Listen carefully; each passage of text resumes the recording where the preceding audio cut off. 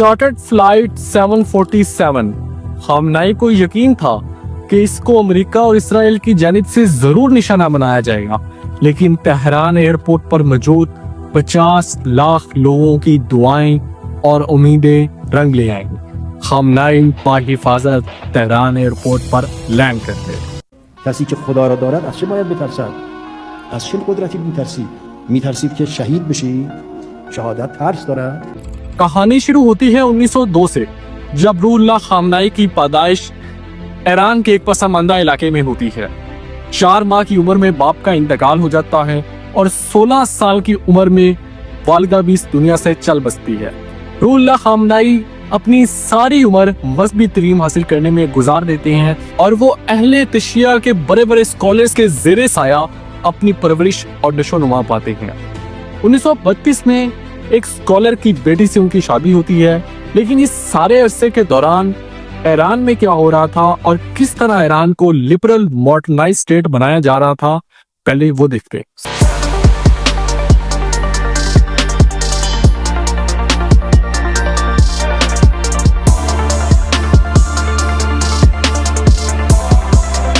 साल 1906 ईरान की पार्लियामेंट तश्कील देती है, मोनार्की अबॉलिश्ड होती है और इस वक्त कज्जर डायनेस्टी के अहमद शाह कज्जर ईरान पर हुक्मरानी कर रहे होते हैं और उनका टोटल इन्हिसार रशिया और बरतानिया पर होता है। 1925 में मिलिट्री कॉप के तहत रजा पहलवी ईरान के निज़ाम में तब्दीली लाते हैं और ईरान के शाह मुकर्रर होते हैं। 1941 में जब जंग अजीम दोम अरूज पर होती है तो बरतानिया और रशिया ईरान पर भी हमला कर देते हैं। रजा शाह पहलवी, जिनका तमाम इन्हिसार जर्मनी की तरफ होता है, जिसकी वजह से रजा शाह पहलवी को मार दिया जाता है और उनके बेटे मोहम्मद रजा पहलवी ईरान के नए शाह बनते हैं। Mohammad Reza Pahlavi Mustafa Kemal Ataturk के इनलाइटनमेंट के ख्यालात से बहुत ज़्यादा मुतासिर होते हैं। वो ईरान को मुकम्मल लिबरलाइज्ड और एक मॉडर्न स्टेट बनाना चाहते होते हैं। वो उनको मुकम्मल तौर पर अमेरिका और इसराइल की जानिब से मैनेज किया जाता है और अमेरिका और इसराइल ही उनकी हुकूमत को और ईरान को चला ला रहे होते हैं। 1963 में वाइट रेवोल्यूशन आती है, जिसके नतीजे में औरतों पर हिजाब की पाबंदी खत्म कर दी जाती है, शराब खाने खोल दिए जाते हैं, नाइट क्लब्स खोल दिए जाते हैं और तेहरान को आज के दौर का दुबई बनाने की मुकम्मल तैयारी कर ली जाती है और तकरीबन बना भी दिया जाता है और ईरान का जो पूरा स्ट्रक्चर है उसको एक वेस्टर्न स्टेट के तौर पर उभारा जाता है। रूहुल्लाह खामनेई, जो कि इस वक्त 60 वर्ष के हो चुके होते हैं, उनको ये ज़रूरत महसूस होती है कि शाहों का निज़ाम जो ईरान को मफलूज बनाता जा रहा है और ईरान की जो कदीम सिविलाइजेशनल हिस्ट्री है उसको तबाह करता जा रहा है और एक मगरबी गुलामी मुसल्लत करता जा रहा है, तो वो इसके खिलाफ आवाज़ें बुलंद करना शुरू कर देते हैं। 1963 को रूहुल्लाह खामनेई को पहली मरतबा सवाक फोर्स की जानिब से गिरफ्तार किया जाता है, जिस पर पूरे ईरान में मुजाहरे शुरू हो जाते हैं। फिर 4 माह के बाद उनको रिहा करना पड़ता है। रिहा होने के बाद रूहुल्लाह खामनेई की जो जोश खताबत और उनकी तहरीक में मजीद शिद्दत आती है। वो अमेरिका और इसराइल के खिलाफ भरपूर तकारीरें करते हैं और रजा शाह पहलवी को अमेरिकी गुलाम करार देते हैं, जिसके बाद उनको दोबारा गिरफ्तार किया जाता है 1964 में और गिरफ्तार करके इस दफा मुल्क बदर कर दिया जाता है। रूहुल्लाह खामनेई, जो कि ईरान में बहुत ज्यादा मकबूल हो रहे होते हैं और वो रजा शाह पहलवी की हुकूमत के लिए काफी खतरा साबित हो रहे होते हैं, जब उनको इराक मुल्क बदल किया जाता है तो वो ये तसव्वुर करते हैं कि अब खामनेई की आवाज़ कोई सुन नहीं सकेगा तो मेरे इक़्तिदार को कोई भी खतरा नहीं होगा।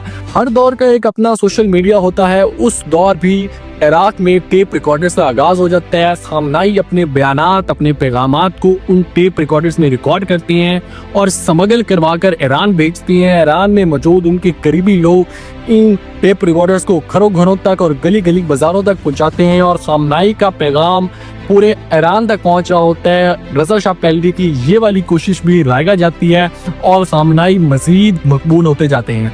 रजा शाह पहलवी के इकदामात से अवाम पहले ही तंग होते हैं। सवाक फोर्स के जरिए जो जुल्म सितम के पहाड़ ईरानियों पर तोड़े जा रहे होते हैं, स्टूडेंट्स से लेकर लिबरल्स तक सब एक आवाज़ होते हैं कि जो शाह की हुक्मरानी है और ये जो डिक्टेटरशिप है इससे आज़ादी हासिल करनी है। रजा पहलवी इराक के सदाम हुसैन से रब्ता करते हैं और खामनेई को इराक से भी मुल्क बदर करवा लेते हैं, जिस पर खामनेई फ्रांस में जाकर पनाह लेते हैं।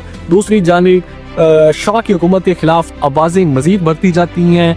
शाह की हुकूमत ईरान में कमजोर से कमजोर तर होती है। रुहुल्लाह खामनाई के बेटे मुस्तफ़ा जो कि हार्ट अटैक की वजह से इंतकाल कर जाते हैं, तो खामनाई इसका जिम्मेदार शाह की हुकूमत को करार देते हैं, जिस पर पूरे ईरान में मुजाहिरों का आगाज हो जाता है। इसके साथ साथ इन्हीं दिनों में एक सिनेमा में आग लगती है जिस पर 400 लोग झुलस कर मर जाते हैं, जिस पर अवाम की जानिब से गुस्से में मजीद इजाफा होता है। और आखिरी कील जो शाह के तबूक को तब होगा जाता है जब शाह की हुकूमत और इनके हवारी एक ऐसी गलती करते हैं कि वो खामनाई के मुतल्लिक एक आर्टिकल पब्लिश करते हैं जिसमें उनकी निजी जिंदगी को निशाना बनाया जाता है और खामनाई पर जिनसी ज्यादती के इल्जाम लगाए जाते हैं। खामनाई जो कि एक रिलीजियस लीडर थे, ये सुनने के बाद अवाम में गुस्सा मजीद बढ़ जाता है और वो बाहर सड़कों पर निकल आते हैं, जिस पर शाह की हुकूमत के हाथ से जब हालात आउट ऑफ कंट्रोल होते हैं तो गोलियों का इस्तेमाल किया जाता है, मुजाहिरीन पर सीधी फायरिंग की जाती है। 100 से ज़्यादा लोग हलाक हो जाते हैं, लेकिन मुजाहिरे रुकने का नाम नहीं लेते। शाह को मालूम हो चुका था कि अब हालात उसके कंट्रोल से आउट हो चुके हैं, तो उसके बाद शाह ईरान से फरार होने का फैसला करते हैं। अमेरिका शाह को लेने से इनकार कर देता है, तो वो इजिप्ट में जाकर पनाह लेते हैं। ये पैगाम फ्रांस में मौजूद खामनाई तक पहुंचता है, तो खामनाई उड़ान भरने के लिए तैयार होते हैं, लेकिन खामनाई को खदशा होता है कि उनके तैयारे को निशाना बनाया जाएगा और तैयारे की हिफाजत की जिम्मेदारी मोहसिन साजगार को सौंपी जाती है। वही मोहसिन साजगार जिन्होंने पासदाराने इंकलाब की बुनियाद भी रखी।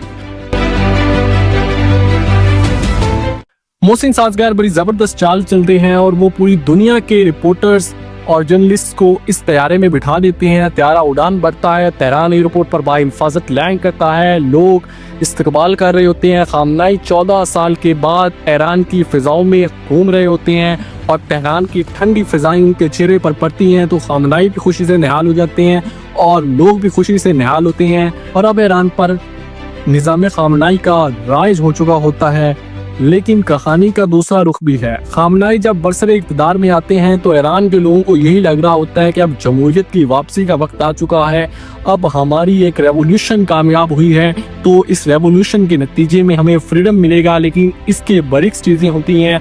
खामनाई बरसरे इक़्तिदार में आकर सबसे पहले ख़वातीन पर पाबंदियाँ लगाते हैं, हिजाब के बगैर पब्लिक प्लेसेस पर एंट्री पर बैन लगा दिया जाता है, किसी का जरा बराबर भी बाल नजर आता होता है तो उसे को गिरफ्तार कर लिया जाता है। इसके अलावा खवातीन पर मेकअप पर लिपस्टिक लगाने पर पाबंदी लगा दी जाती है।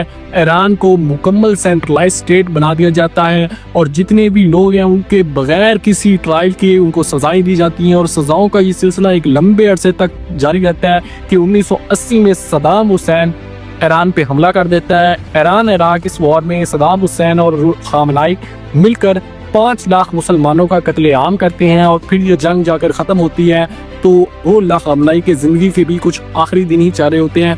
3 जून 1989 को रुहुल्लाह खामनाई मैदे की कैंसर की वजह से इंतकाल कर जाते हैं। रुहुल्लाह खामनाई का जनाजा इंसानी तारीख के सबसे बड़े जनाजों में एक शुमार किया जाता है।